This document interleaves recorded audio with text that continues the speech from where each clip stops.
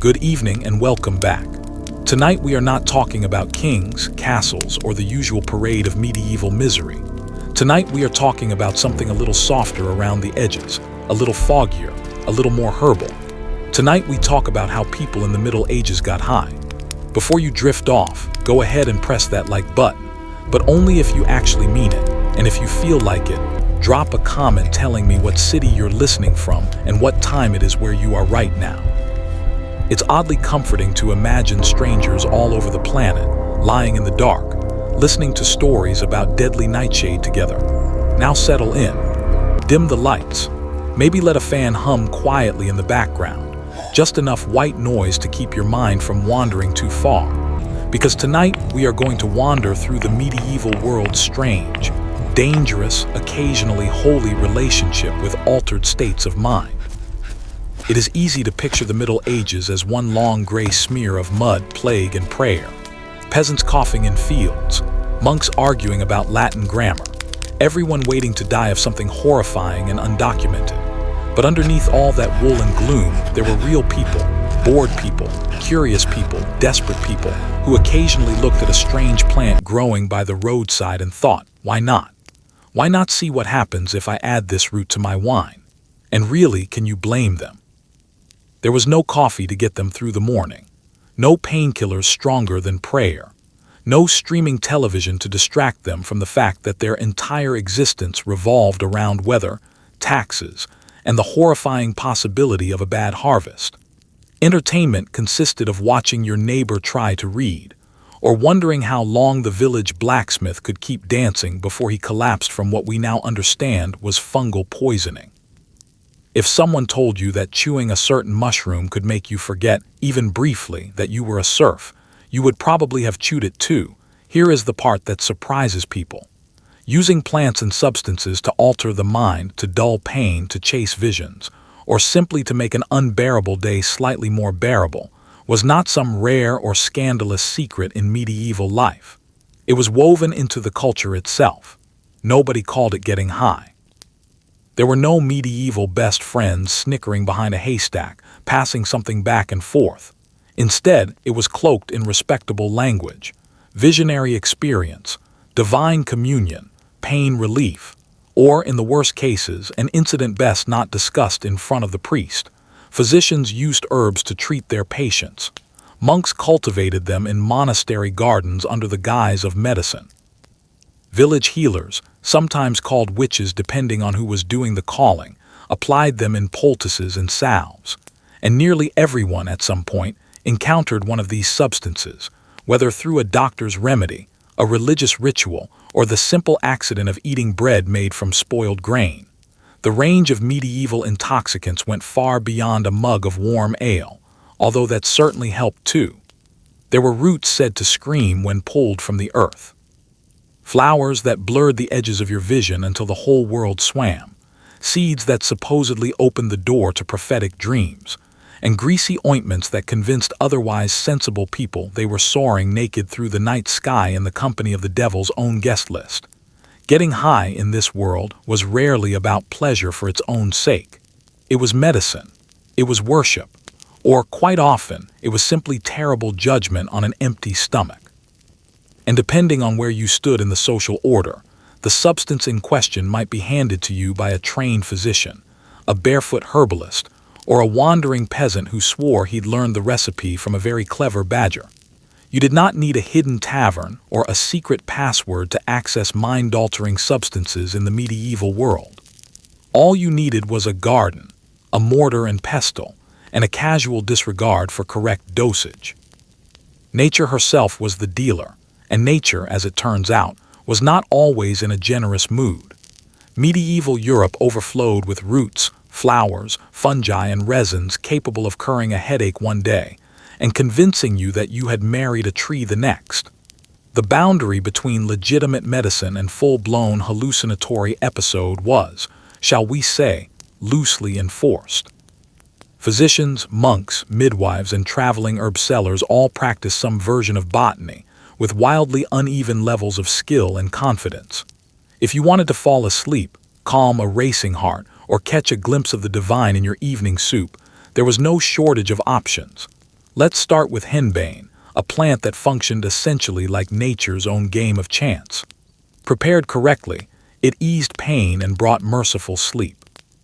Prepared incorrectly, it introduced you to a brand new set of problems, among them violent convulsions and an overwhelming urge to tear off your own shoes while sprinting through the forest screaming at nothing in particular. Then there was mandrake, a root twisted into a shape unsettlingly close to a human figure. Legend claimed the root screamed when pulled from the soil, a sound so unbearable it could supposedly kill the person who heard it. This did not stop anyone from harvesting it. It simply changed the method. The most famous technique involved tying a length of rope from the root to a dog, then retreating a safe distance and letting the poor animal do the actual pulling. The logic being that the dog, not the human, would absorb whatever fatal consequence came with the scream. It is not the most ethical plan ever devised, even measured against medieval standards. Once harvested and the dog appropriately mourned, mandrake could be dried, powdered, brewed, or carried as a charm. Ingesting it might bring unconsciousness, strange visions, and on a good day, dreams believed to be prophetic.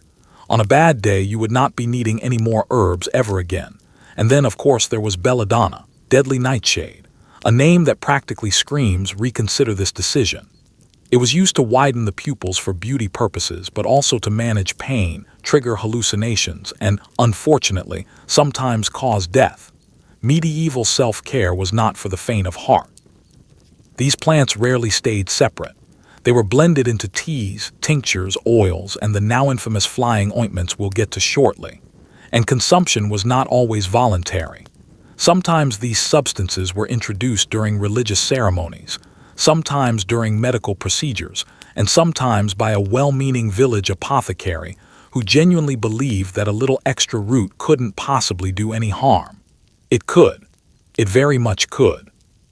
Let's linger on henbane a little longer, because it deserves the spotlight.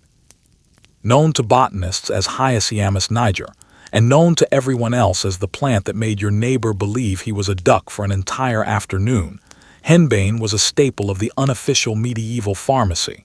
It appears across European herbal texts for centuries, and it wasn't treated as a casual weed. It was treated as a mood, an event, an occasional emergency. Monks documented its properties carefully in their herbals. Physicians reached for it to dull pain. Village healers, sometimes whispered to be witches, used it in preparations said to send the mind wandering far from the body. Ordinary peasants, meanwhile, mostly hoped they wouldn't stumble across it by accident while foraging for dinner. So what exactly did henbane do to a person? That depended entirely on the dose. In small, carefully measured amounts, it worked as a sedative. It eased toothaches, calmed insomnia, and reportedly made childbirth marginally less traumatic. In other words, it was the medieval equivalent of take 2 of these and try not to scream too loudly. But in larger doses, or simply doses given without much thought, henbane could produce delirium, vivid hallucinations, wild agitation, and in extreme cases, an emotional heart-to-heart conversation with a turnip that the sufferer was absolutely convinced was their late grandmother. Modern science explains this a bit more precisely than any medieval monk could have. Henbane contains compounds called scopolamine and hyoscyamin, both of which interfere with the way neurotransmitters function in the brain. In plain terms, your brain starts misfiring, and it does so quickly. Blurred vision, disorientation, dry mouth, intense thirst, and sudden bursts of interpretive dance were all common symptoms. Henbane was consumed in a variety of ways. It was smoked. It was brewed into tea. It was mixed with animal fat and rubbed directly onto the skin, a delivery method favored by anyone who preferred their altered states to arrive gradually rather than all at once. Was any of this technically illegal? Not really, since the concept of a controlled substance did not exist yet. But it was controversial, especially in the eyes of the church. Anything capable of altering human perception raised suspicion, because visions, according to official doctrine, were supposed to come from saints, not shrubs. And yet henbane maintained a loyal following among healers, mystics, and people with genuinely nothing left to lose. It even found its way into early beer recipes for a time, before being phased out in favor of the comparatively tame and predictable hop. Few plants in medieval Europe inspired as much fear, reverence, and outright confusion as mandrake. Its Latin name, Mandragora officinarum, sounds almost dignified, which is misleading, because the folklore surrounding it was anything but calm. This was a root so strange, so unsettlingly shaped like a stunted human figure, that it became tangled up in botany, superstition, and genuine panic in equal measure. Medieval herbalists believed the root carried powerful medicinal and magical properties tied to sleep, hallucination, fertility, and a strong chance of either a profound spiritual vision or waking up disoriented in a ditch next to a confused farm animal. Either outcome, apparently, was considered noteworthy. Mandrake could be boiled into wine to dull physical pain, or its fumes could be inhaled, an experience that reportedly left people questioning every decision they had ever made in their lives. But the plant's true fame came from its supposed scream. Medieval texts claim that when pulled from the ground, mandrake let out a cry so lethal that simply hearing it could kill a grown man. This belief, naturally, inspired creative workarounds for harvesting, the most famous being the dog-and-rope method already mentioned. Once safely harvested, the root could be dried, ground into powder, steeped as tea, or carried in a small pouch as a good luck charm, since apparently nothing said romance, quite like a shriveled root rumored to have witnessed unspeakable things. Predictably, the church viewed mandrake with deep suspicion. Anything producing visions outside the boundaries of sanctioned religious experience risked being labeled witchcraft. And yet, monks quietly recorded mandrake recipes in their own herbals, complete with oddly specific instructions. Used correctly, mandrake could dull pain before surgery, ease insomnia, and produce vivid, dreamlike sleep. Used incorrectly, it could cause vomiting, unconsciousness, or a family gathering their priest for an impromptu exorcism, because grandmother was now convinced her soup was whispering secrets to her. Now imagine you are a medieval noblewoman preparing for a grand feast, hopping to catch someone's eye. You might choose your finest linen gown. You might braid fresh flowers into your hair. Or, if you were truly committed to the cause, you might apply a few drops of poison directly into your eyes. This brings us to belladonna, also called deadly nightshade, a name that reads like the final boss of a medieval fantasy story, and for good reason. It was both alluring and lethal, the botanical equivalent of an irresistible but deeply unstable romantic partner. The name itself, meaning beautiful lady, comes from its cosmetic use. A few drops of belladonna extract in the eyes would dilate the pupils dramatically, and wide, dark pupils were considered mysterious, striking, even saintly at the time.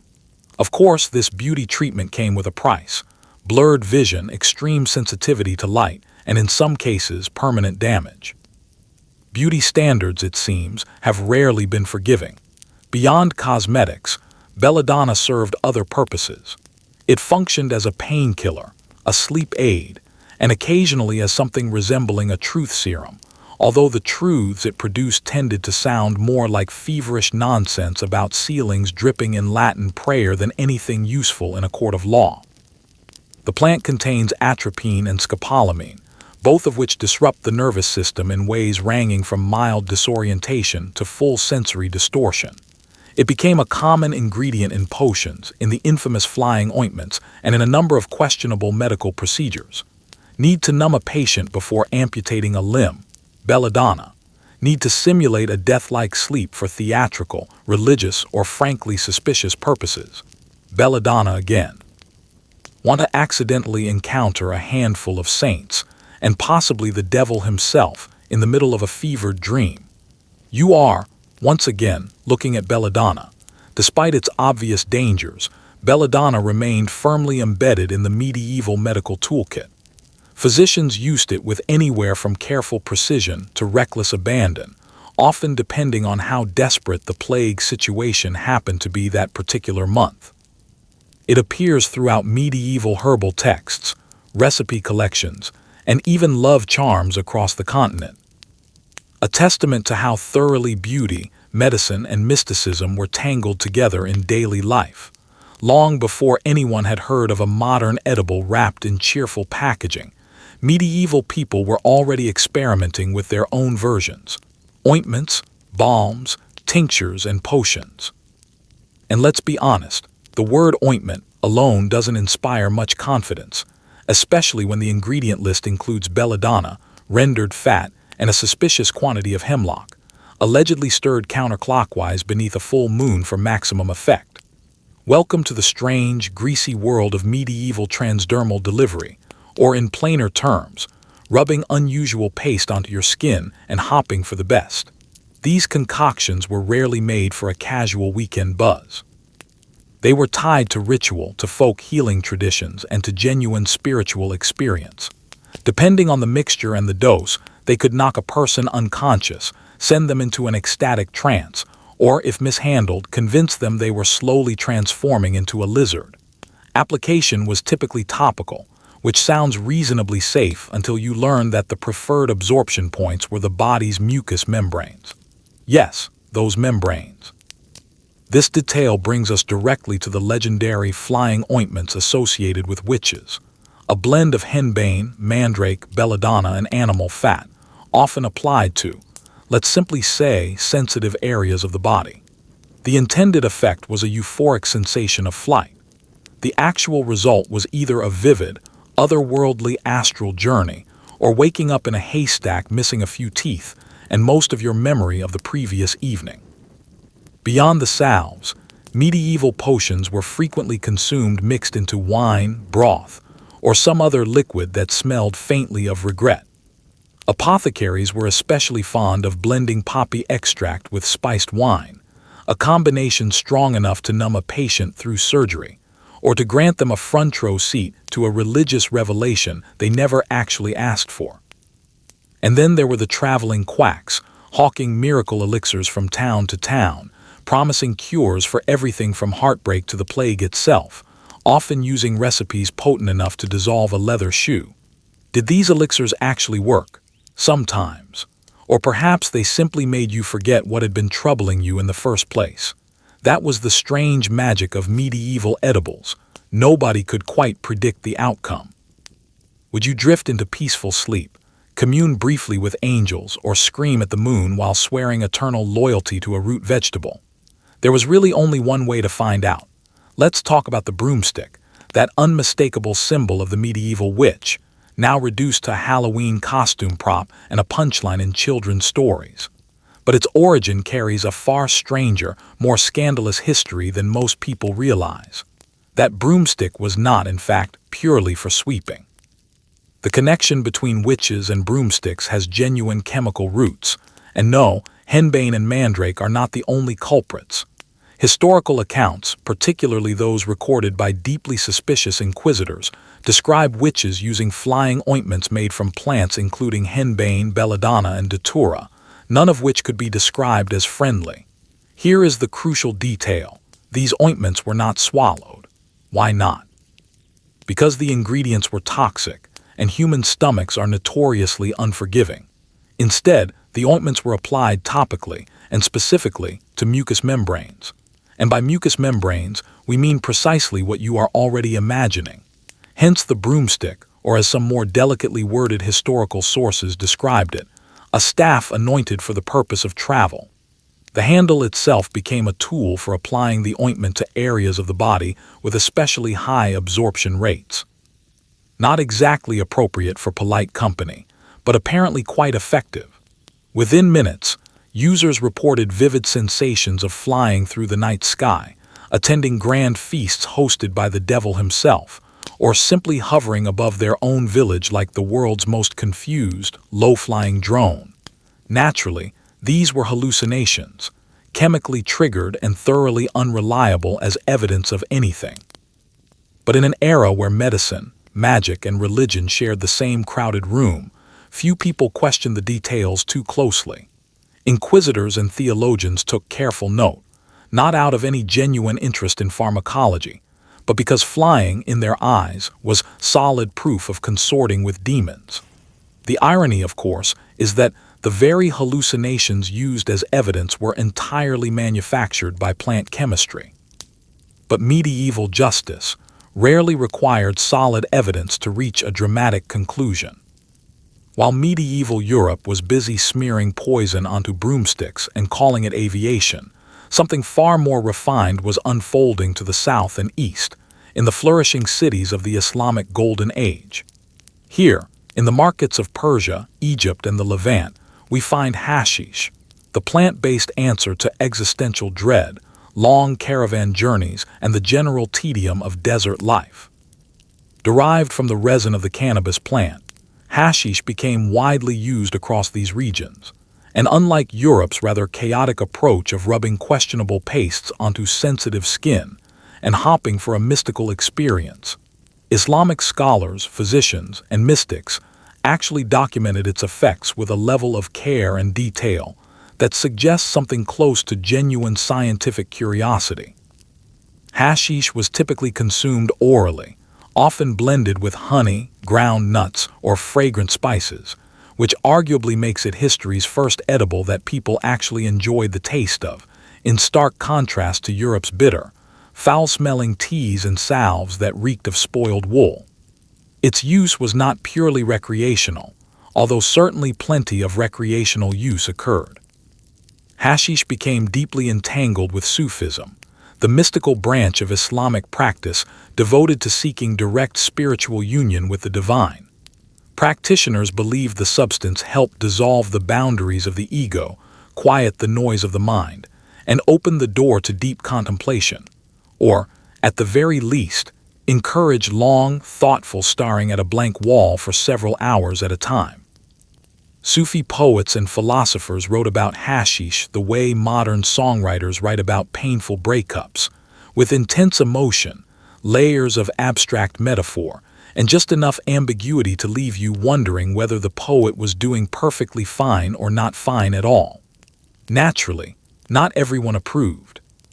Several Islamic rulers attempted, periodically and with varying degrees of seriousness, to ban hashish altogether, fearing it encouraged laziness, moral decline, or inappropriate fits of giggling during prayer.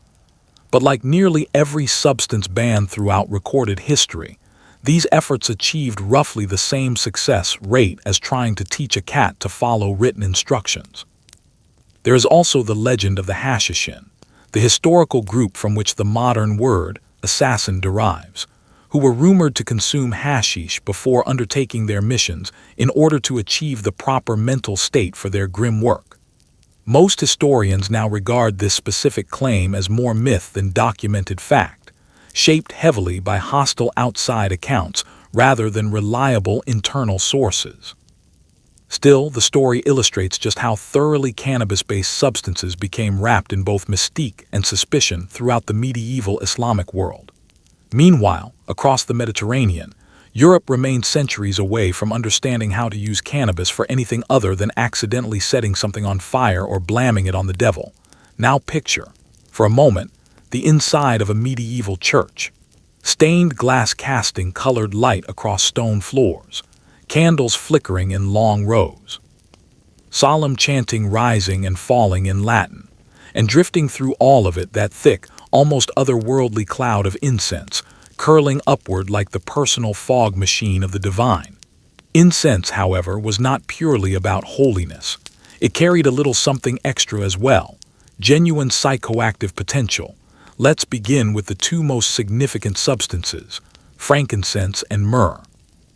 Both are resinous materials imported from the Arabian Peninsula and East Africa, and both were burned regularly in churches, temples, and royal courts throughout the medieval world.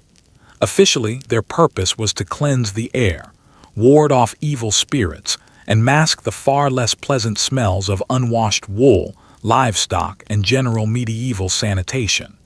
But here is the interesting twist. Modern scientific studies have found that burning frankincense releases certain compounds, including incensol acetate, that can measurably affect activity in the brain's limbic system. In plain terms, if you spend enough time sitting in that particular smoke, The Gregorian chant may not have been the only thing making your head feel pleasantly foggy. In poorly ventilated medieval chapels, which, to be fair, described essentially all of them, prolonged exposure to incense smoke could produce a mild tranquilizing effect. Combine that with religious fasting, dehydration, and the sheer physical exhaustion of standing through a lengthy service, and it becomes far less surprising that monks and devoted worshippers occasionally reported visions during long ceremonies. These experiences were almost always credited to divine inspiration. It is entirely possible that at least some of them were, in fact, simply the result of being mildly intoxicated by resin fumes in an enclosed stone room. This phenomenon was not limited to Christian spaces, either. Incense appeared as a common fixture in mosques, synagogues, Buddhist temples, and even earlier pre-Christian pagan rituals. It transcended any single religious tradition, because apparently everyone throughout history has appreciated a good atmospheric vibe. Clerics insisted that incense helped lift the soul closer to heaven. In practical terms, it may have simply softened the sharp edges of reality just enough to make a 5-hour sermon feel marginally more tolerable. Think of it, in modern terms, as the medieval equivalent of lighting a scented candle and playing quiet ambient music, except with considerably more Latin and considerably less personal choice involved. If there was one substance medieval people could reliably count on, right alongside taxes and the occasional outbreak of plague, it was alcohol. Beer, ale, mead, wine, cider, you name it. Someone somewhere was brewing it in a wooden barrel behind their house and cheerfully calling it medicine. And in a strange, roundabout way, it genuinely was. Drinking water in the medieval world was often a risky proposition. Most natural water sources were contaminated in some fashion, frequently sitting conveniently downstream from livestock, which turned a simple sip from a stream into a small gamble with your digestive system. So instead, people reached for something fermented. Enter small beer, essentially the medieval equivalent of bottled water, except with a touch of alcohol and a considerably higher likelihood of being brewed by someone's neighbor who measured every ingredient purely by instinct and a quiet prayer. This low-alcohol beverage was consumed daily by both adults and children alike, not with the goal of getting drunk, but simply to stay hydrated and alive while enjoying a very mild, gentle buzz throughout the day. Of course, not all medieval alcohol was quite so restrained. If you happened to be wealthier, or simply had fewer responsibilities pressing on you that particular day, you might reach instead for stronger ale, rich honeyed mead, or imported wine from warmer regions. And wine itself was frequently blended with herbs and spices, sometimes purely for flavor, sometimes for medicinal purposes, and sometimes, one suspects, purely out of curiosity about what might happen next. In the monasteries, brewing beer was treated as something close to a sacred responsibility. Monks refined their recipes over generations, meticulously documented their fermentation techniques, and dedicated themselves to rigorous taste testing, often with visible enthusiasm for the task. If salvation truly could be found in a well-poured pint, certain monastic orders were clearly determined to get there first. But alcohol served purposes far beyond simple refreshment. It functioned as a genuine lifestyle enhancer in medieval daily life. Need to dull the pain of primitive dentistry? Reach for the ale, struggling with melancholy. A cup of spiced wine might help. Trying to forget even briefly that you share a cramped, drafty hovel with 6 other family members and one deeply judgmental chicken. Mead was there for you as well. Taverns, inns, and roadside alehouses functioned as something close to medieval therapy offices, albeit with considerably more shouting, singing, and spontaneous dancing than any modern counseling session. People drank to celebrate weddings, to mourn losses, to gossip about neighbors, and occasionally to invent entirely new dance moves that absolutely nobody had requested. Sometimes, getting a little bit high in the medieval world was not even a deliberate decision. It was simply what happened at breakfast, which brings us to ergot, a parasitic fungus that grows quietly on rye and other cereal grains. To the untrained medieval eye, an ergot-infected kernel looked like nothing more than a slightly odd blackened grain. To a modern scientist, it represents something closer to a biological trap, with symptoms that read like an elaborate medieval curse: violent convulsions, vivid hallucinations, burning sensations in the limbs, and occasionally the unsettling feeling that one's own hands had somehow transformed into spiders. This fungus is now considered by many historians to be the accidental ingredient behind what could fairly be called the original mass hallucinogenic experience, centuries before anyone had ever heard of a summer music festival. In colder, damper regions of Europe, particularly parts of France and the Germanic territories, people frequently baked bread using rye that had become infected with this fungus. Why would they do such a thing knowingly? They wouldn't, and that is precisely the point. Nobody understood what was happening. Hunger simply outweighed any awareness of fungal contamination, and so entire villages would unknowingly consume ergot-laced bread as a normal part of daily life. The results were often both spectacular and genuinely horrifying. Historians describe two distinct forms of this condition, now referred to as ergotism. The first, convulsive ergotism, involved muscle spasms, seizures, hallucinations, and unpredictable fits of either uncontrollable laughter or sheer panic.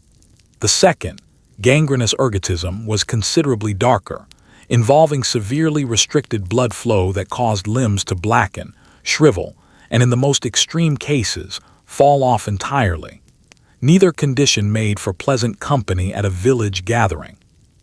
These localized outbreaks sometimes triggered bizarre collective behavior, including the infamous dancing plagues, in which groups of people danced uncontrollably for days on end, in some documented cases until they collapsed from complete physical exhaustion, and occasionally until they died. At the time, these episodes were blamed on demonic possession, divine punishment, or simple moral failure. In reality, it may well have been an unintentional, large-scale case of psychoactive bread poisoning. Ironically, the Order of St. Anthony, a religious order that operated hospitals specifically for victims of this condition, helped treat many sufferers, often simply by switching their diet from rye-based bread to wheat-based bread instead. In other words, the accidental cure was simply different bread. Did people at the time make the connection between the rye and the symptoms? Not particularly. To the average medieval baker, bread was either perfectly fine or, apparently, possessed by something sinister, and nobody was testing their porridge for hidden psychoactive compounds.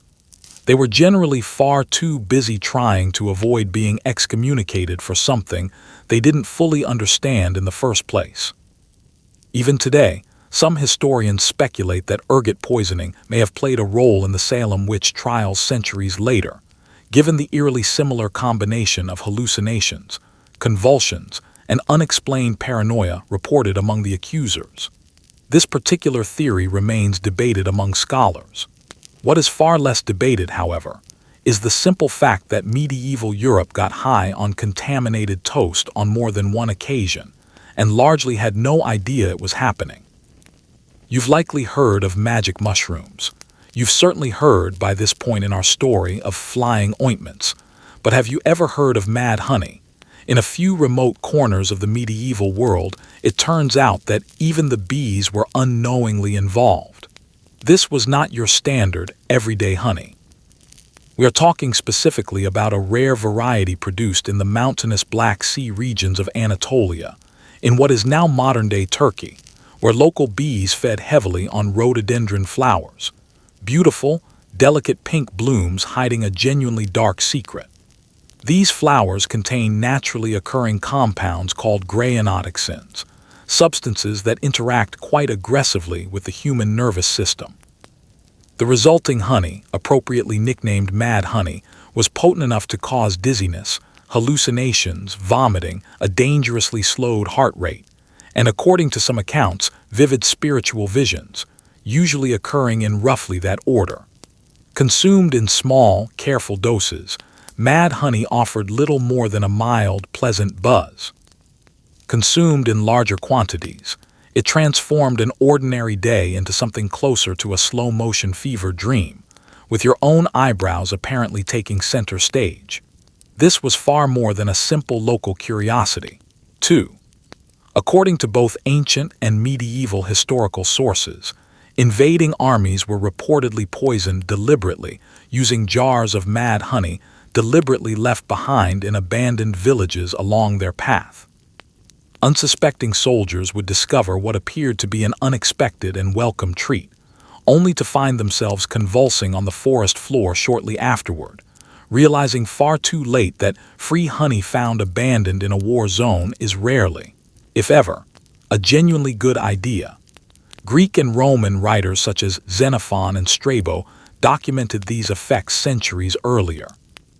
And the practice, along with the awareness surrounding it, persisted well into the medieval period. Local populations in the region understood how to handle the substance responsibly. A small amount spread on bread to ease a headache, a touch stirred into wine to encourage visions, or, if you genuinely wanted to remember your own name by nightfall, none consumed at all. Mad honey became known simultaneously as a legitimate folk remedy and a recreational substance, particularly within mystical and traditional healing practices. Some users claimed the experience brought them prophetic dreams. Others simply woke up disoriented, clutching a nearby potato they had somehow become convinced was a long-lost relative. Results, evidently, varied considerably.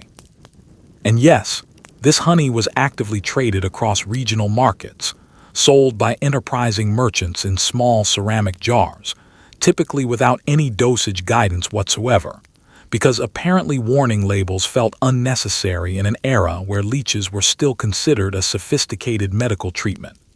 Not everyone living through the Middle Ages was a priest, a noble, or simply another plague-weary peasant. A significant number of people operated quietly along the margins of official society. Shamans, herbalists, so-called cunning folk, and various other semi-official practitioners of medicine, and depending on your perspective, mischief.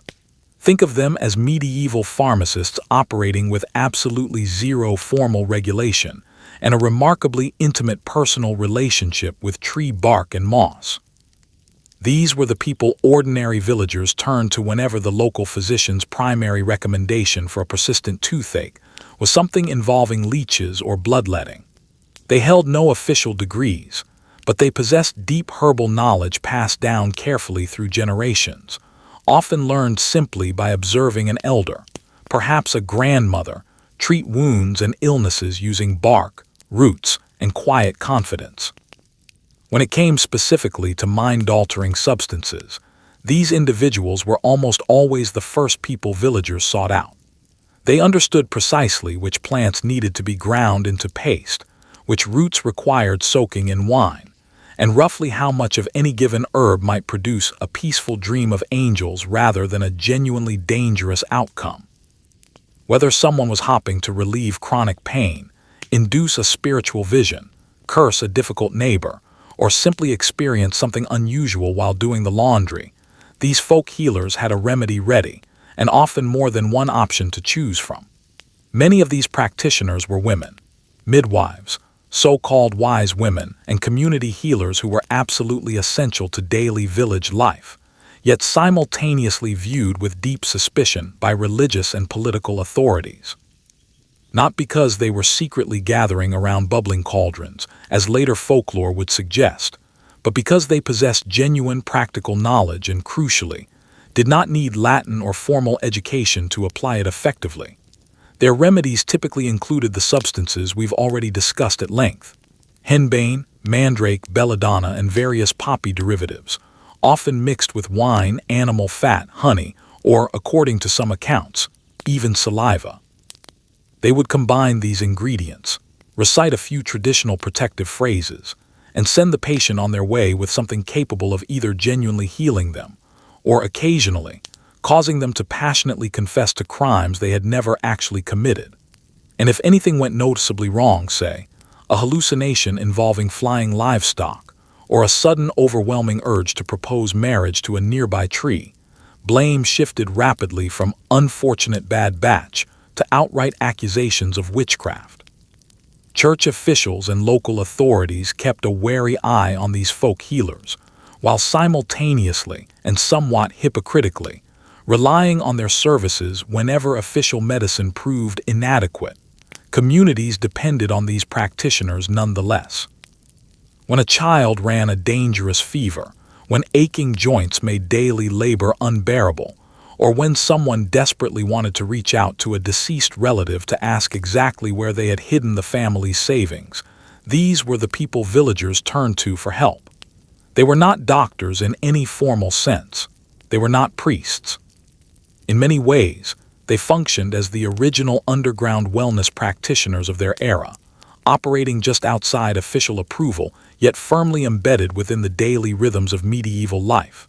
So, after all these salves, brews, roots, ointments, clouds of incense, jars of dangerous honey, and unintentionally psychoactive bread, one significant question remains. How did medieval society actually feel, morally and culturally, about the experience of getting high? The honest answer is, deeply, genuinely conflicted. For healers and herbalists, mind-altering substances represented a practical, valuable tool. If a particular preparation dulled unbearable pain, calmed a feverish mind, or made the agony of childbirth even slightly more survivable, it was welcomed without much hesitation. This was viewed as legitimate medicine, not reckless mischief. Sure, the patient in question might spend the following hour reciting psalms in reverse order, or calmly insisting that the family cat had begun speaking fluent French. But if the underlying swelling or pain genuinely improved, the treatment was considered a success. Then there were the spiritual seekers, monks, mystics, and various individuals actively pursuing direct communion with the divine. For this particular group, hallucinations were never viewed as warning signs. They were interpreted as genuine revelations. Visions were treated as signs of sanctity rather than symptoms of plant poisoning. If you stared long enough into the swirling void, and the void seemingly whispered back to you in fluent Latin, you were considered well on your way toward eventual sainthood, or, at the very minimum, guaranteed a small mural dedicated to you in your local chapel. But intent mattered enormously in how these experiences were judged. Getting accidentally intoxicated through contaminated bread, generally forgivable. Experiencing a vision of Jesus during prayer, broadly acceptable, even praiseworthy.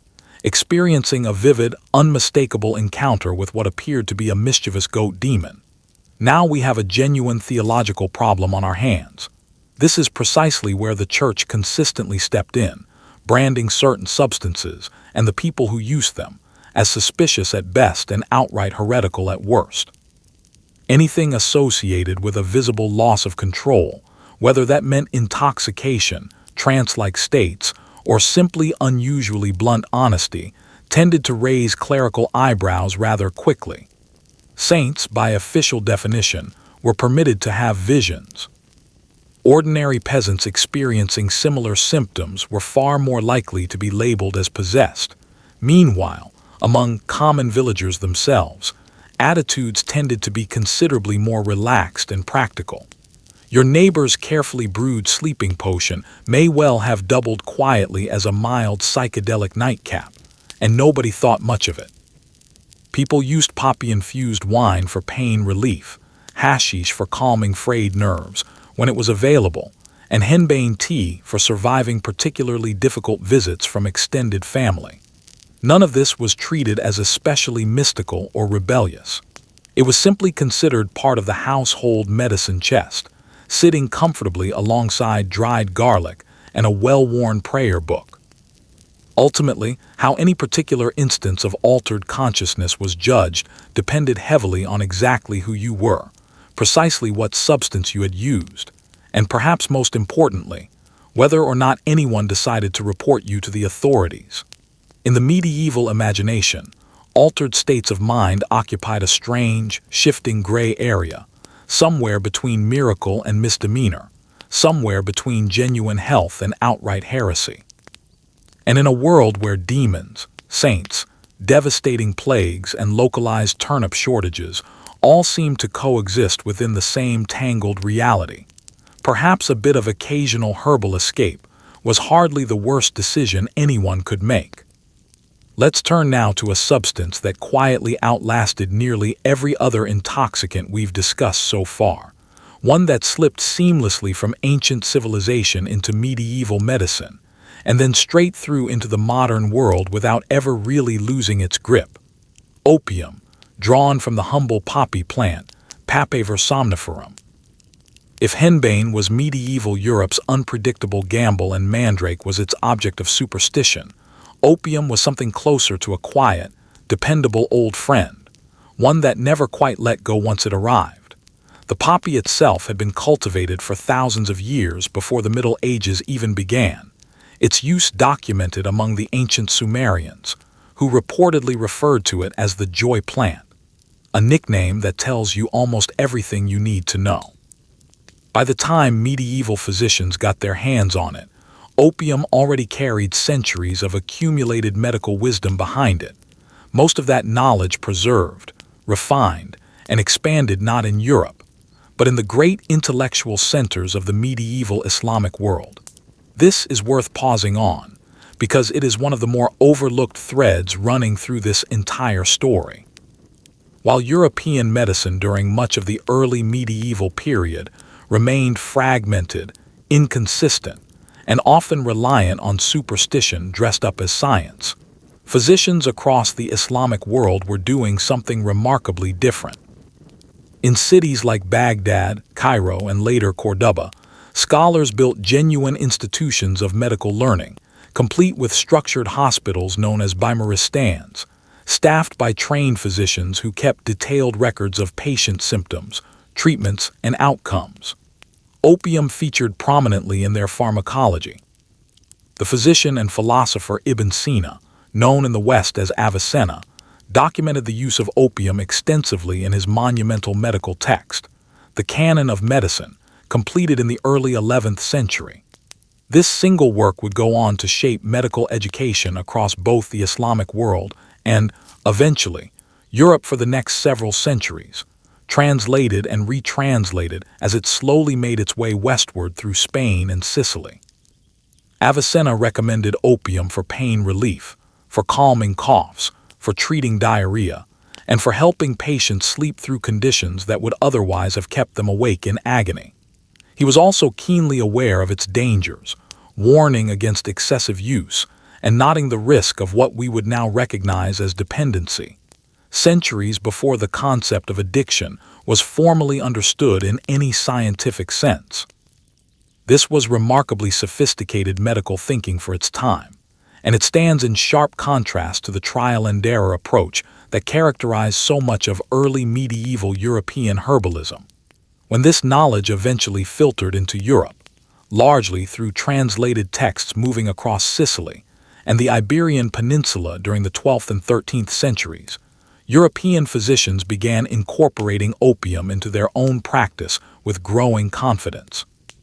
It appeared in remedies for pain, for sleeplessness, and for what medieval writers vaguely described as melancholy of the spirit, a catch-all term that likely covered everything from genuine grief to what we would today recognize as clinical depression. Opium was typically dissolved into wine or vinegar, producing early, crude precursors to what would eventually become laudanum centuries later, that famous tincture that would go on to shape so much of 19th century literature and, unfortunately, 19th century addiction. One of the most fascinating figures connecting opium, herbal medicine, and medieval spirituality was a Benedictine abbess named Hildegard of Bingen, who lived through much of the 12th century in what is now Germany. Hildegard was, by any measure, an extraordinary figure. She was a composer, a mystic who claimed vivid visionary experiences from a young age, and remarkably, also a serious writer on natural medicine. Her text known as Physica cataloged the medicinal properties of plants, animals, and minerals with a level of careful observation that historians still study today. While Hildegard approached her visions as genuinely divine in origin rather than the product of any substance, she nevertheless documented the use of various plants for calming the mind, easing pain, and treating what she categorized as disorders of melancholic temperament. Her work sat at a fascinating intersection. A woman whose own visionary experiences were considered by the Church to be authentically holy, simultaneously producing detailed medical texts about the very plants capable of manufacturing similar sensations in less sanctified circumstances. Modern scholars have occasionally speculated, with appropriate caution, about whether Hildegard's own visions might have been connected to severe migraines, a condition that can produce visual disturbances remarkably similar to what she described in her writing. Whatever the true source of her experiences, her contributions to medieval herbal medicine remain genuinely significant and well documented. Now let's return to something we touched on earlier and examine it far more closely, because it deserves considerably more attention: ergotism, and specifically, one of history's most dramatic and well-documented outbreaks, an event that took place in the city of Strasbourg in the year 1518. This incident has become so strange and so well recorded that historians still argue about its precise cause to this day. In July of that year, a woman known to history only as Frau Trophia stepped into a narrow street in Strasbourg and began to dance. She danced with no music playing. She danced without any apparent joy on her face. She simply danced, continuously, for nearly a week straight. Within days, dozens of other residents joined her, seemingly involuntarily dancing until their feet bled, until they collapsed from sheer exhaustion, and in a documented number of tragic cases, until they died from heart attacks, strokes, or complete physical collapse. City physicians at the time, baffled by what they were witnessing, concluded that the affected individuals were suffering from what they called hot blood, and prescribed remarkably more dancing as the cure. Musicians were hired. A stage was constructed. The city essentially attempted to dance the epidemic out of its own population, a decision that, in hindsight, likely made the entire situation considerably worse. Modern historians and researchers have proposed several competing explanations for what became known as the Strasbourg dancing plague. Some argue it was a case of mass psychogenic illness, a genuine psychological phenomenon in which extreme collective stress manifests as identical physical symptoms across a large group of people, potentially triggered by the devastating famine, disease, and social hardship gripping the region at the time. Others maintain that ergot poisoning from contaminated rye bread remains a compelling explanation, given the region's damp climate and heavy reliance on rye as a dietary staple. Still others suggest a combination of both factors, with ergot contamination acting as a triggering event for a subsequent wave of genuine psychological contagion among an already traumatized population. What remains beyond dispute is the outcome itself. For weeks, an entire city watched dozens of its own residents dance themselves to complete physical ruin, and nobody at the time could offer any coherent explanation beyond demonic influence or divine punishment. This was not, incidentally, an isolated event. Historical records document similar, smaller-scale dancing manias occurring across parts of medieval and early modern Europe, particularly in regions along the Rhine, stretching back as far as the 14th century.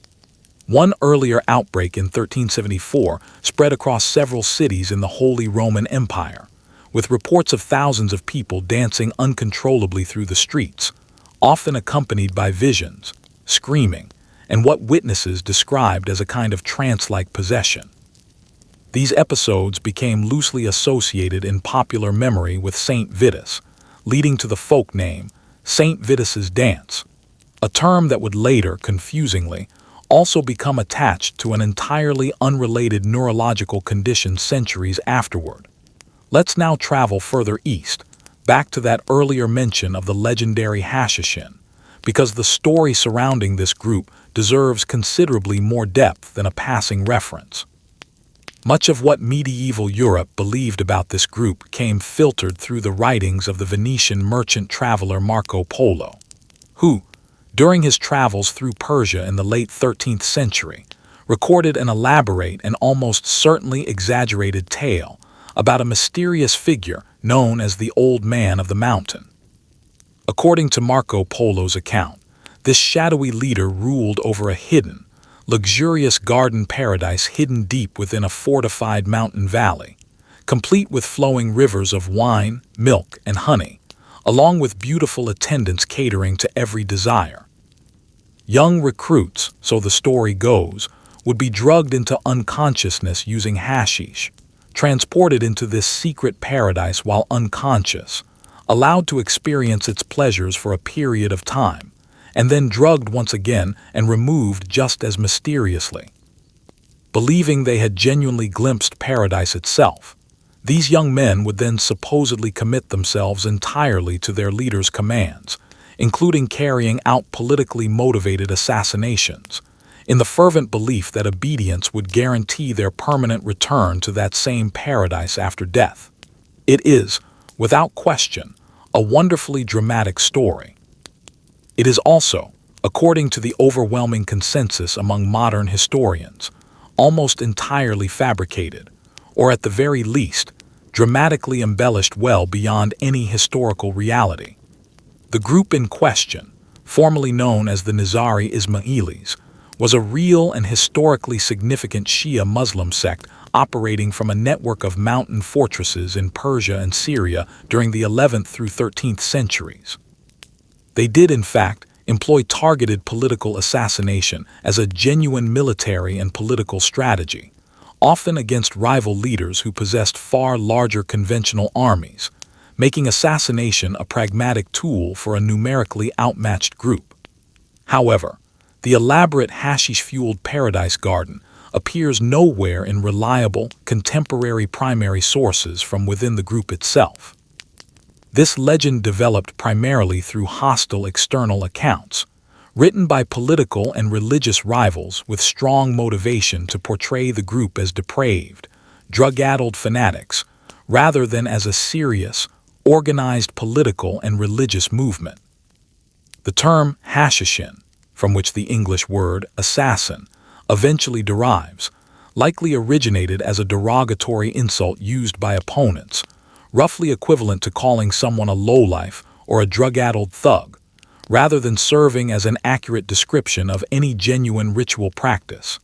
This distinction matters quite a bit, because it illustrates something important about how medieval reputations concerning intoxication frequently formed. Groups and individuals who threatened existing political or religious power structures were often accused of drug use and moral depravity as a convenient method of discrediting them, regardless of whether any factual basis existed for such claims. The line between historical reality and deliberately constructed propaganda, when it comes to medieval accounts of intoxication, is often considerably blurrier than popular retellings tend to suggest. Let's shift our attention now toward the cold, windswept north, to the Viking Age societies of Scandinavia, roughly spanning the 8th through 11th centuries. Here we encounter one of the more hotly debated theories in the entire history of intoxication studies: the possibility that berserkers, those famously ferocious Norse warriors said to fight in a wild, trance-like fury, may have consumed a specific mushroom before entering battle. Berserkers appear throughout Norse sagas as warriors who fought without armor, seemingly immune to pain, working themselves into a frenzied, almost animalistic rage before combat, at times reportedly howling, biting their own shields, and displaying what witnesses described as superhuman strength and a complete disregard for personal safety. The 19th century Swedish scholar Samuel Erdman first proposed the theory that this berserker rage might have been chemically induced by consuming Amanita muscaria, more commonly known as the fly agaric mushroom, a distinctive red and white spotted fungus containing psychoactive compounds capable of producing sensations of extreme strength, reduced pain perception, and heightened aggression in some users. It is important to note that this remains a genuinely contested theory among historians and researchers, not a settled historical fact. No definitive contemporary source explicitly states that berserkers consumed this particular mushroom before battle.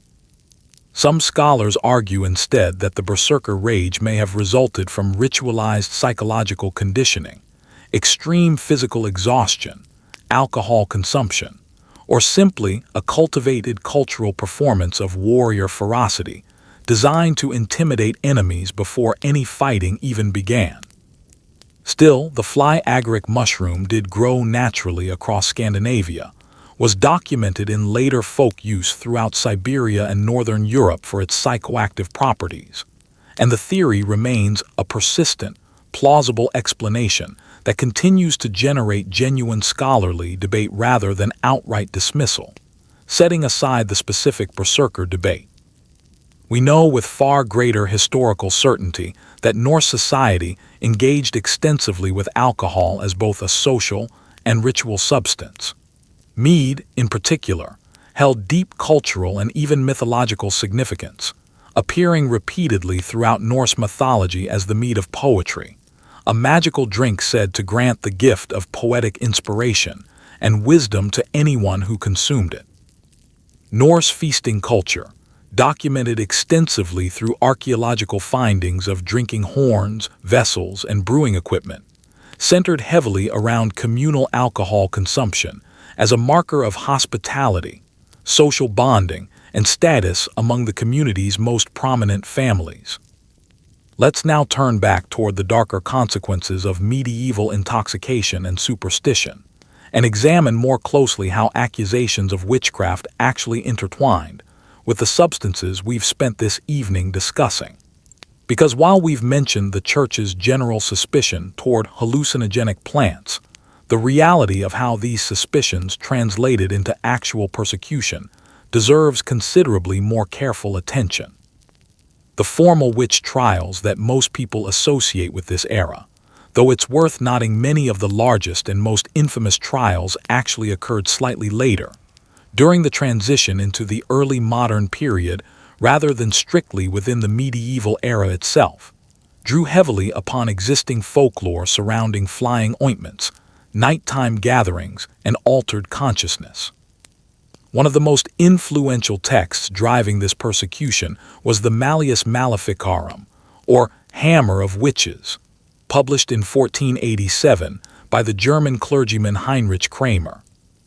This text, essentially a detailed manual for identifying, interrogating, and prosecuting suspected witches, drew directly upon existing beliefs about flying ointments and hallucinogenic plant use, treating the hallucinatory experiences produced by substances like henbane and belladonna as literal, physical evidence of demonic pacts rather than as pharmacological phenomena.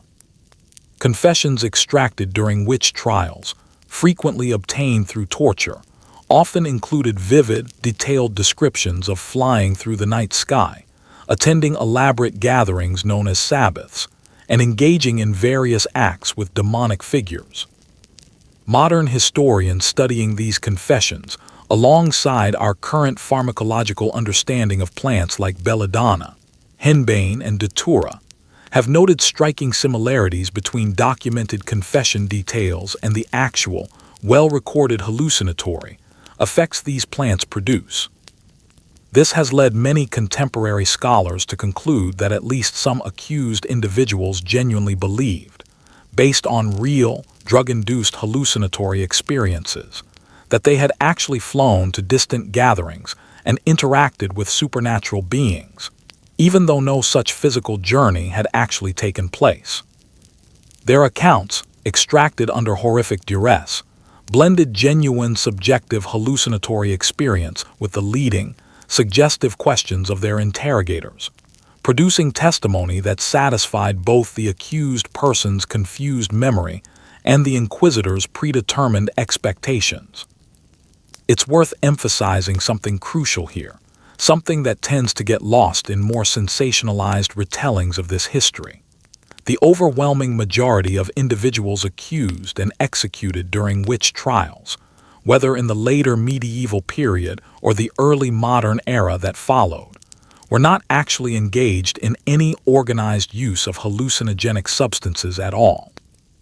Most accusations stemmed from personal disputes, economic jealousy, social marginalization, misogyny, or simple bad luck involving a sick cow or a failed harvest that needed convenient blame. The genuine pharmacological history we've spent this evening exploring represents only one small thread within an enormously larger, and considerably more tragic, tapestry of persecution, fear, and social scapegoating that unfolded across late medieval and early modern Europe. Let's pause here and consider medieval medical institutions themselves for a moment, because pain management within formal medical settings deserves its own careful examination. Medieval hospitals, particularly those operated by religious orders across Europe, functioned quite differently from anything we would recognize today. Institutions like the Hôtel Dieu in Paris, one of the oldest continuously operating hospitals in the world, dating back to the 7th century, provided care primarily framed around charity and spiritual salvation rather than purely clinical treatment. Nursing was typically performed by religious sisters, and medical intervention often blended prayer, herbal remedies, and whatever surgical knowledge happened to be available at the time. For genuinely painful procedures, amputations, the setting of severely broken bones, or the treatment of infected wounds, physicians relied heavily on the substances we've discussed throughout this evening. A carefully prepared sponge soaked in a mixture of opium, henbane, and other sedative herbs, sometimes called a soporific sponge, could be held beneath a patient's nose before surgery, the vapors inducing a state of reduced consciousness that, while nowhere near as reliable or safe as modern anesthesia, represented a genuine and often life-saving attempt at pain management during an era with no other reliable alternatives. Islamic medical texts, again drawing heavily on Avicenna's work, documented similar techniques with considerably more precision and consistency than most European sources managed to achieve during the same period, reinforcing once again just how significant the flow of medical knowledge from the Islamic world into Europe truly was throughout the medieval centuries. Let's spend some real time now on the women who quietly kept medieval medicine running, because their story deserves far more than a passing mention. Across nearly every region of medieval Europe, it was women, far more often than men, who held the practical, hands-on knowledge of which plants healed and which plants harmed. This knowledge rarely appeared in official university texts. It moved instead through a much older, much quieter channel, mother to daughter, healer to apprentice, whispered over a kitchen fire or passed along while grinding herbs in a stone mortar. These women carried many names depending on the region and the century. In England, they were often called wise women, or sometimes simply the granny of a particular village, a title given with genuine respect rather than mockery. In parts of France, similar figures were known as guérisseuses, literally healers, a term that carried none of the sinister connotations later attached to the word witch.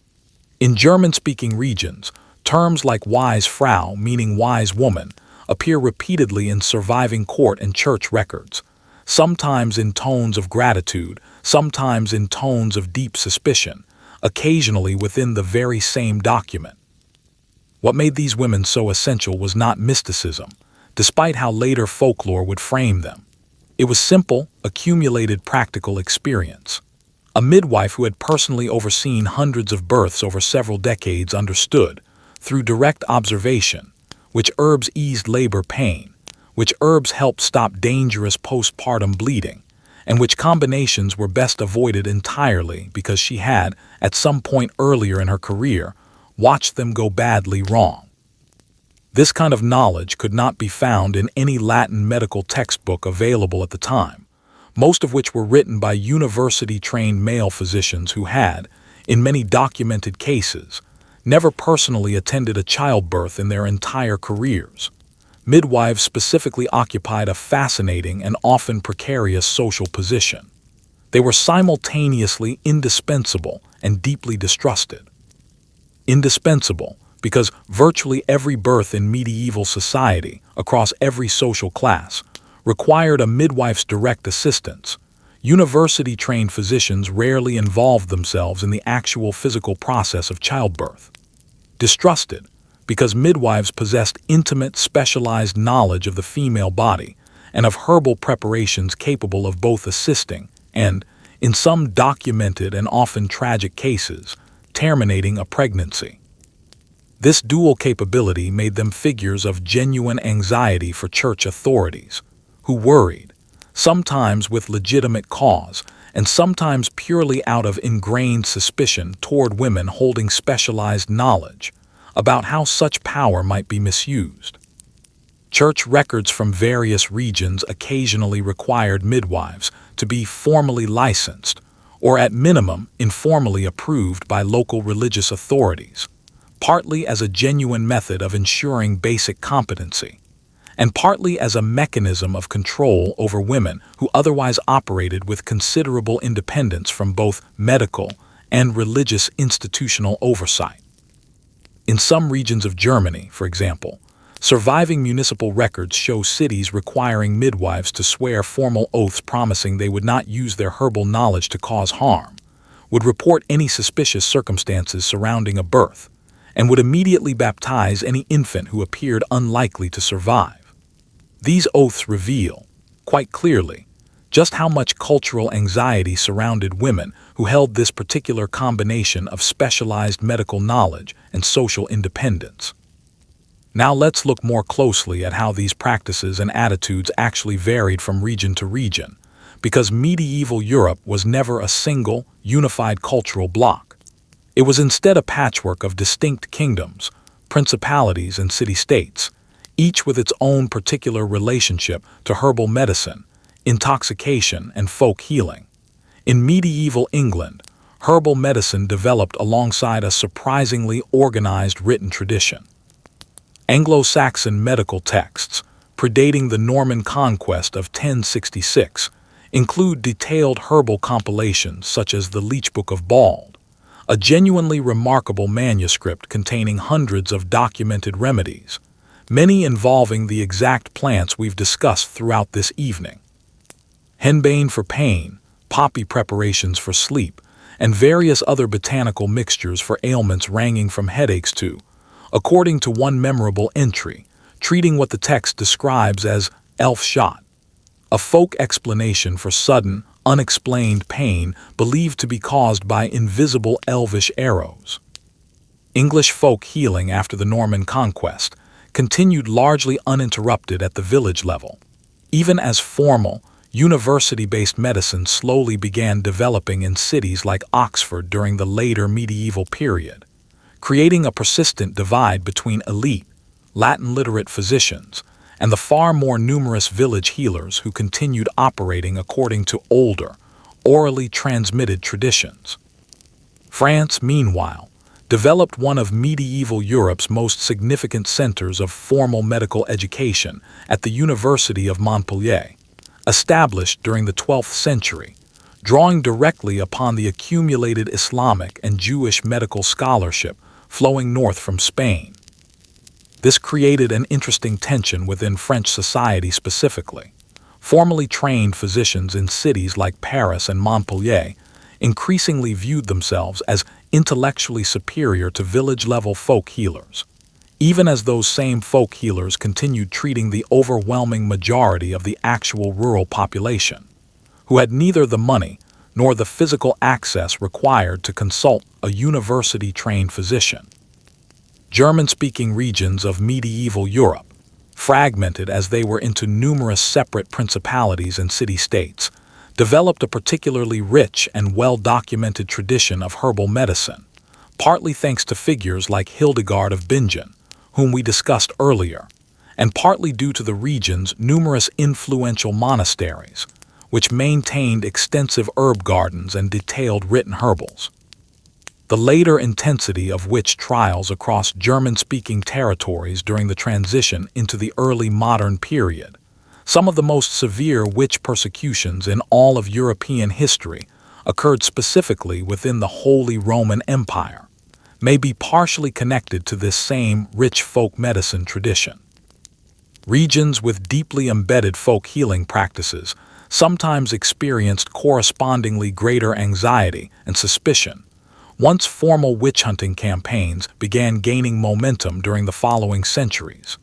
Italy, particularly the wealthy and cosmopolitan city-states of the medieval and early Renaissance period, developed a notably different relationship with herbal knowledge, one considerably more entangled with the developing fields of alchemy and early experimental science. The famous medical school at Salerno, often described as medieval Europe's very first true medical university, blended Islamic, Greek, Jewish, and Latin Christian medical traditions into a single, unusually cosmopolitan body of accumulated knowledge. Salerno produced influential medical texts such as the Regimen Sanitatis Salernitanum, a lengthy poem offering detailed practical health advice that would remain popular and widely copied throughout Europe for several centuries after its original composition.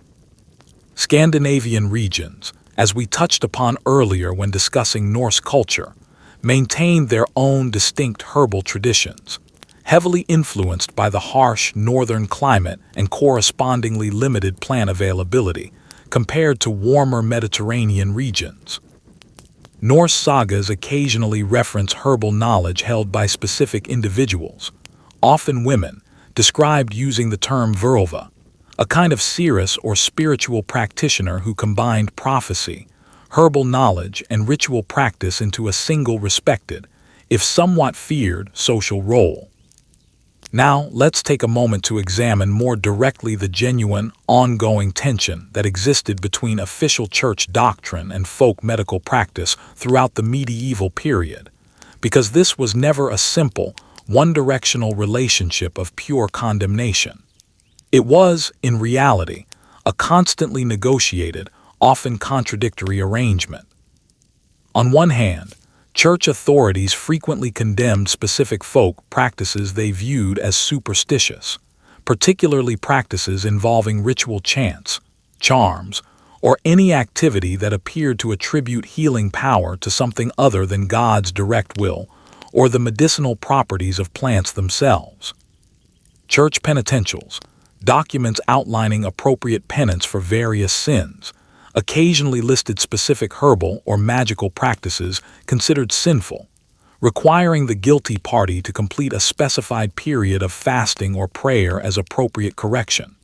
On the other hand, monasteries themselves represented some of medieval Europe's most significant centers of herbal cultivation and medical knowledge. The famous plan of St. Gall, a detailed architectural blueprint created for a Benedictine monastery in Switzerland during the early 9th century, includes a specifically designated herb garden, along with a dedicated physician's house, demonstrating just how thoroughly herbal medicine was integrated into official monastic life.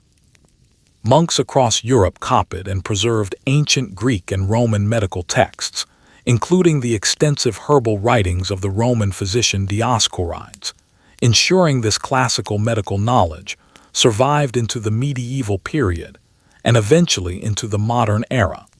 This created a genuinely fascinating contradiction, sitting at the very heart of medieval attitudes toward herbal medicine and intoxication. The same institutions capable of condemning a village healer as a suspected witch were simultaneously cultivating the exact same plants within their own monastery walls, for what they considered entirely legitimate medical purposes. The determining difference, in the eyes of medieval authorities, was rarely about the plant itself.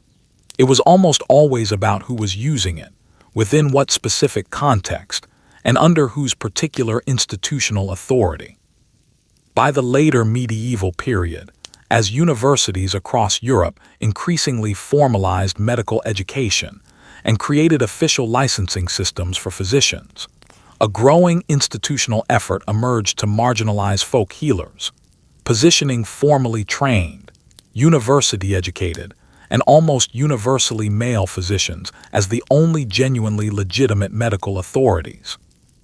This shift, though gradual and considerably incomplete throughout the medieval period itself, laid important groundwork for the later, far more severe persecution of folk healers that would intensify significantly during the following centuries, as formal medical and religious institutions increasingly worked together to delegitimize and eventually criminalize the very practices that had sustained ordinary village medicine for many generations beforehand.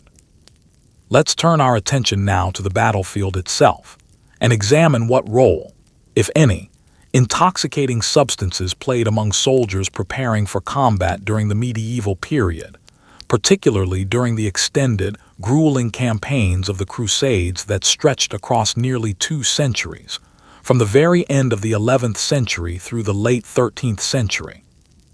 Wine and beer remained the standard beverages for soldiers on campaign, for the simple practical reason that clean drinking water was often difficult to guarantee during long marches through unfamiliar territory.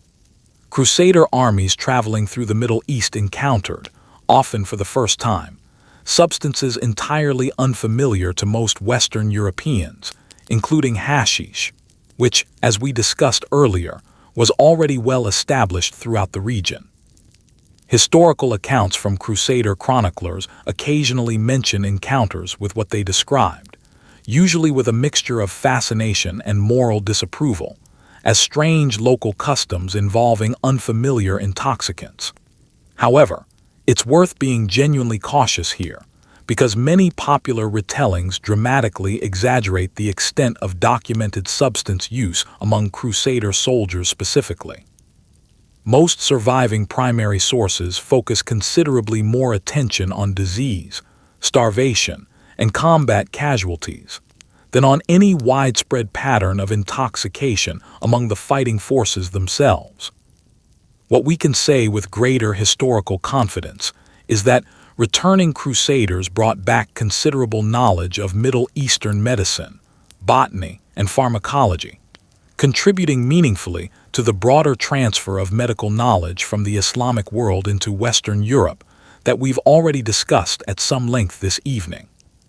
Spices, medicinal herbs, and preparation techniques unfamiliar to most of Western Europe gradually entered European markets and monastery gardens through these very same trade and military contacts, further enriching the already complex, interconnected story of medieval herbal medicine. Now let's shift towards something considerably more cheerful: medieval festivals, markets, and seasonal celebrations, occasions when ordinary people across every social class had genuine, sanctioned opportunities to indulge in food, drink, and general revelry considerably beyond their typical daily routine. Major religious festivals such as Christmas, Easter, and the numerous saints' feast days scattered throughout the medieval calendar frequently included permitted periods of excess, a temporary and officially tolerated release valve within an otherwise strict, heavily regulated society. Perhaps the most famous example of this phenomenon is the Feast of Fools, an unusual medieval celebration observed in parts of France and elsewhere during the period surrounding the New Year, during which normal social and religious hierarchies were temporarily and deliberately inverted. Lower-ranking clergy might mock their religious superiors. Ordinary people might dress in elaborate, absurd costumes, and general drunken revelry was, for this brief period, officially tolerated rather than condemned by local church authorities, despite this same behavior being heavily criticized during the remainder of the calendar year.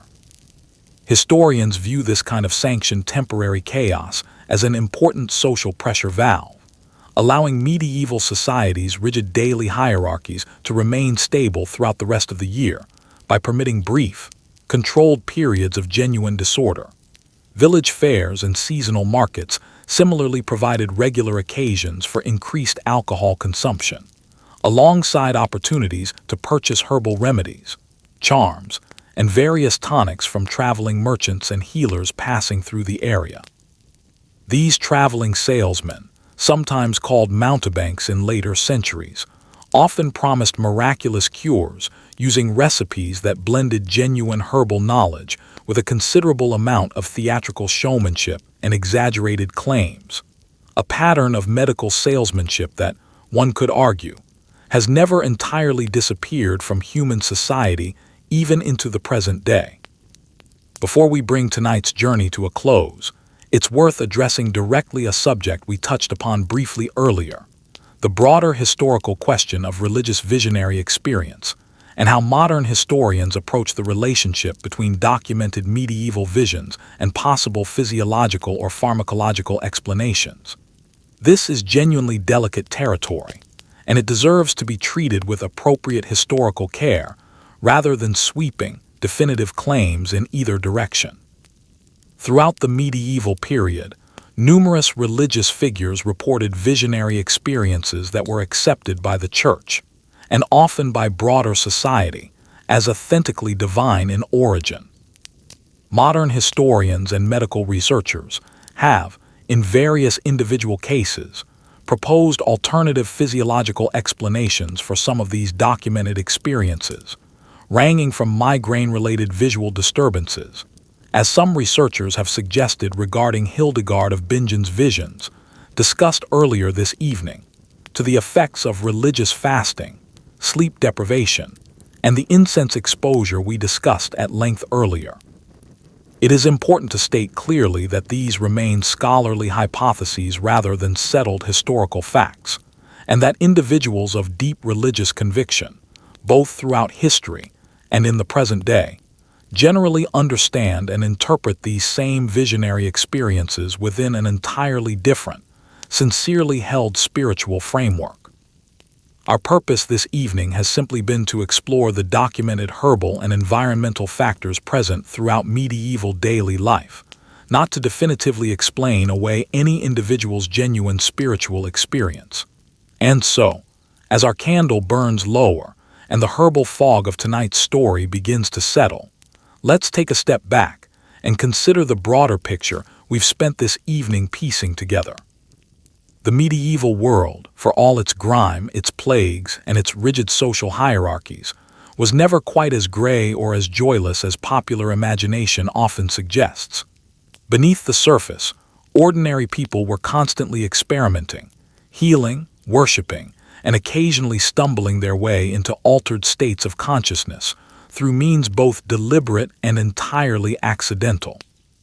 We saw how henbane, mandrake, and belladonna occupied a strange, shifting middle ground between legitimate medicine and outright poison, prepared and administered by physicians, monks, and village healers alike. We explored how the infamous flying ointments of witch folklore likely carried a genuine, documented chemical basis, however dangerous and unpredictable their application may have been in practice. We traveled through the sophisticated, well-documented medical traditions of the Islamic Golden Age, where scholars like Avicenna approached opium and other substances with a rigor and precision that much of contemporary Europe simply could not match. We wandered through incense-filled churches, considering the possibility that at least some reported religious visions carried a chemical component alongside their spiritual significance. We drank alongside medieval peasants and monks alike, understanding alcohol not merely as recreation, but as a practical daily necessity in a world where clean water was a genuine luxury. We uncovered the accidental, terrifying menace of ergot-contaminated bread, and considered its possible connection to entire villages dancing themselves into complete physical exhaustion. We tasted, at least in our imagination, the strange and genuinely dangerous phenomenon of mad honey harvested from the mountains of Anatolia.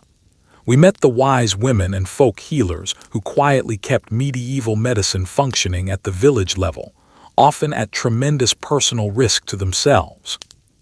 And we confronted, honestly and without flinching, the tragic reality of how genuine pharmacological knowledge became entangled with fear, superstition, and the horrific persecution of the witch trials. What emerges from all of this is a portrait of the medieval world considerably more complex, more human, and frankly more relatable than the simplified, grim caricature so often presented in popular culture. These were people navigating pain, grief, faith, and curiosity, using whatever tools their world provided them, sometimes with genuine wisdom and careful skill, and sometimes with reckless, occasionally fatal experimentation. They were not so different from us in their underlying motivations, even if the specific tools available to them looked radically different from anything found in a modern medicine cabinet.